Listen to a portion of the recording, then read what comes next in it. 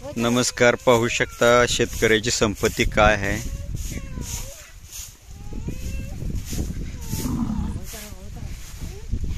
खिल्लार कृषीधनच्या माध्यमातून महाराष्ट्र कर्नाटकमध्ये खिल्लार वळू असतील, गायी असतील, गाय गोठा मालक असतील किंवा यात्रा असतील आपल्याला पाहायला भेटतील। शेतकऱ्याची संपत्ती काय असतील बघू शकता। लाखो रुपयाचे सुंदर सुंदर मोठ्या जातीवंत ताकदीचे वळू आहेत। इथं पाहू शकता किती हो का, सगळी 100 बडकर एक बैलाला मागे सारतील एवढ्या मोठ्या मापाच्या सुंदर देखण्या आखीव गायी आहेत। चेहऱ्याला नाजूक शिंग, बारीक गोल, लांबच्या लांब आणि उचपुऱ्या लांब लचक एकदम आखीव देखण्या अशा गायी आहेत। आणि एवढी आणि काळी झार महसूची मातीची जमीन आहे। पाहू शकता एवढं म्हणजे चिकणायुक्त काळी झार जमीन आहे। सगळं ऊस बागायचं क्षेत्र आहे आणि एवढ्या शेताच्या मध्ये ऊसाच्या पाहू शकता शेतकऱ्याची प्रॉपर्टी पाहू शकता। लाखोचे व्यवहार करणारे शेतकरी कशात राहत आहेत पाहू शकता। वैरण घेऊन आलेत, पत्रा शेड मध्ये राहत आहेत पाहू शकता। जीव लावून सांभाळणारे जनावर सांभाळणारे शेतकरी स्वतःच्या जीवापेक्षा बघा जनावराला किती भारी सांभाळतात। मला ह्या भागामध्ये आल्यापासून कुरुल, कामती,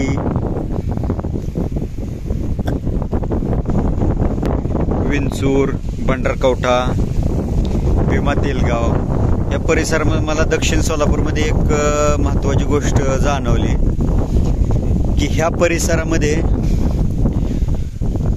बैलाच्या मापाच्या गायी आहेत। म्हणजे उचपुऱ्या, लांब लचक देखण्या आणि बैलाच्या मापाच्या गायी आहेत। म्हणजे आणि ह्या भागातलं जनावरच वेगळे ठेवण आहे। म्हणजे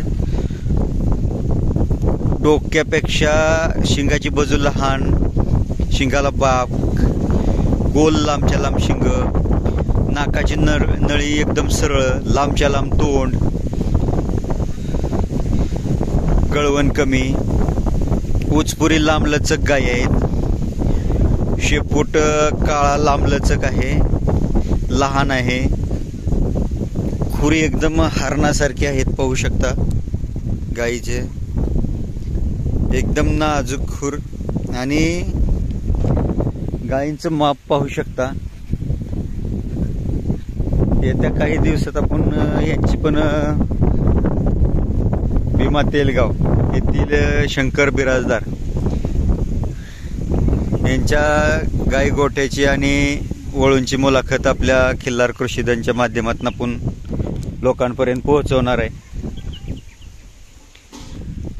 तर फक्त खिल्लार वाढवण्यासाठी नाही तर खिल्लारचं दूध पण वाढवलं पाहिजे। कारण भविष्यात खिल्लार जगवायची असेल तर खिल्लारचं दूध वाढलं पाहिजे। कारण खिल्लार जर लोकांना आपुलकीने सांभाळू वाटली पाहिजे, जेणेकरून लोकांच्या घरचं दुधाच तरी भागलं पाहिजे। जेणेकरून प्रत्येकाची अपेक्षा काय आहे, वासरू पिऊन कमीत कमी 1.5 लिटर तरी निघालं पाहिजे। सकाळी 1.5, संध्याकाळी 1.5, जास्त राहिलं 3-4 लिटरची अपेक्षा सोडून द्या, पण कमीत कमी वासरू पिऊन वासराचं भागून याच्यासाठी खिल्लार दूध वाढीच्या दृष्टीने काम करणं गरजेचं आहे। त्याच्यासाठी सर्व यूट्यूबर्सनी रजिस्टर किंवा एक डायरी करून त्यामध्ये खिल्लार जास्तीत जास्त दूध देणाऱ्या गायींचं नाव, पत्ता, त्या मालकाला चांगला वळू भरण्यासाठी प्रोत्साहन करणे किंवा त्या गायीचा दूध देणाऱ्या चांगल्या गायीपासून झालेला खोड ही चांगल्या वळूच्या वंशावळीतून तयार व्हावा।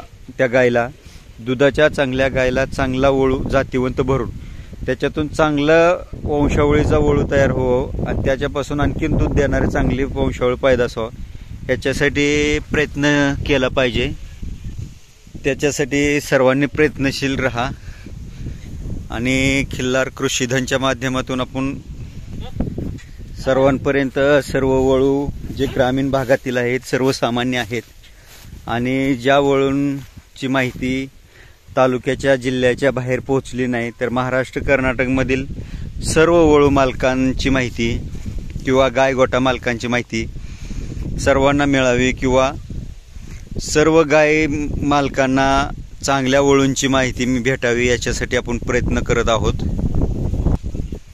ह्या गोटा मालकांकडे याच्या आधी खूप हत्तीसारखा धिप्पाड उचपुरा लांबलचक खिल्लार वळू होता. त्यांनी तो तेरेबंदेसाठी कर्नाटकमध्ये विकला.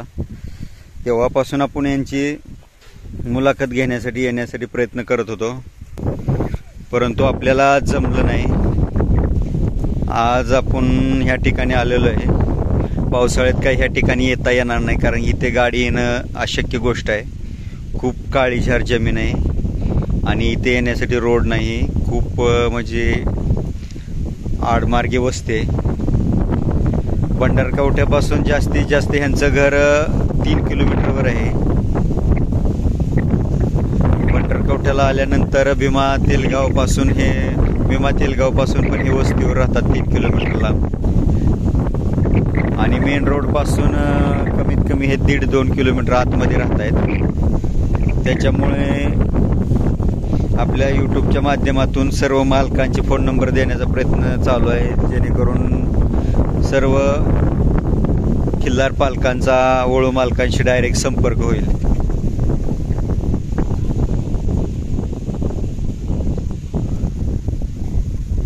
व्हिडिओ आवडला तर लाईक करा, शेअर करा, सबस्क्राईब करत जा.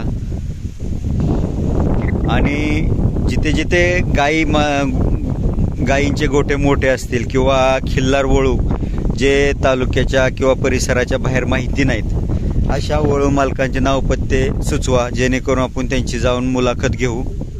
ते वळू उजेडात आले पाहिजेत, लोकांपर्यंत त्याची माहिती पोहोचली पाहिजे, याच्यासाठी प्रयत्न करू. धन्यवाद.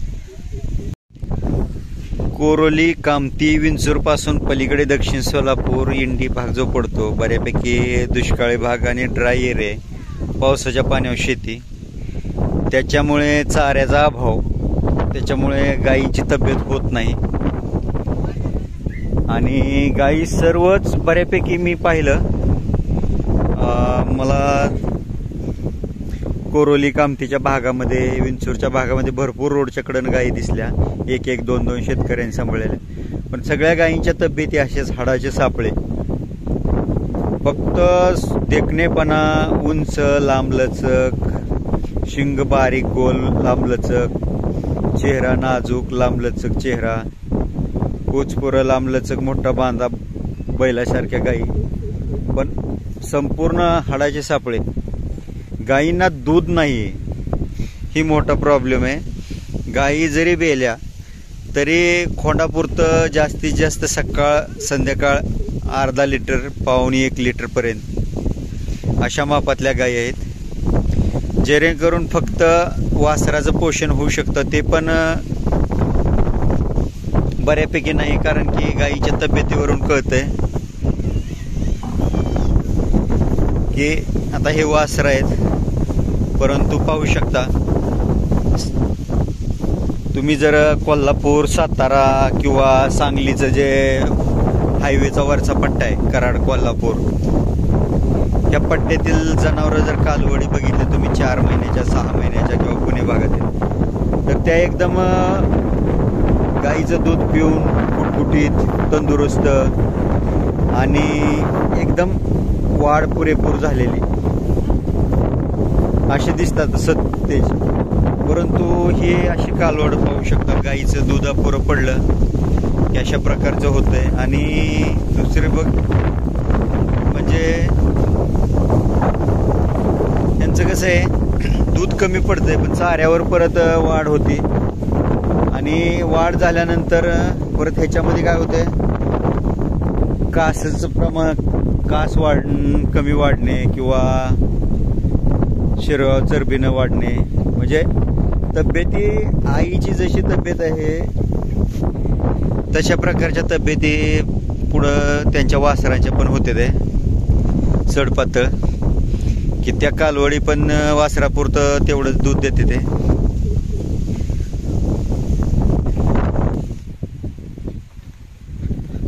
फक्त लांबार उंबार देखण्या गायी, सुंदर मोठ्या बापाच्या गायी, शिंगाला लहान, चेहऱ्याला देखण्या लांबलचक चेहरे, आणि बैलासारखं मोठं माप.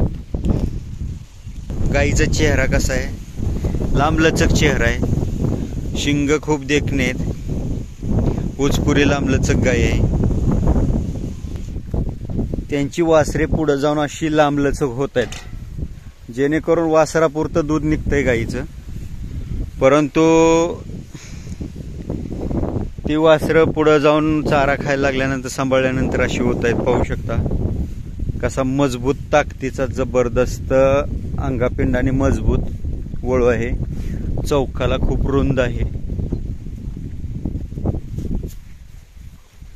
खूपच रुंद आहे ताकदीचा, जेणेकरून बगाड, पालखीसाठी, तेरेबंदीसाठी किंवा बेळगाव जिल्ह्यात जे लाकूड ओढण्यासाठी वापरले जातात तशा प्रकारचा जबरदस्त ताकदीचा बैल आहे.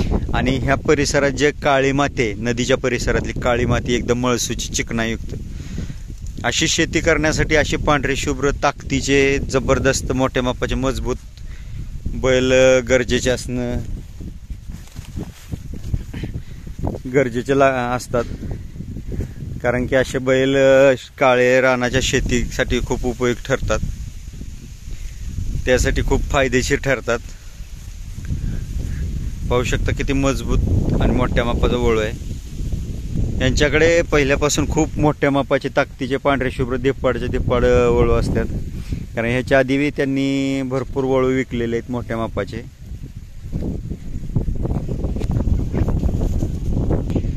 जुन्या जाणकार लोकांनी याच्यावर मार्गदर्शन करावं की दूध गाईचं कसं वाढवता येईल, त्यासाठी काय करता येईल.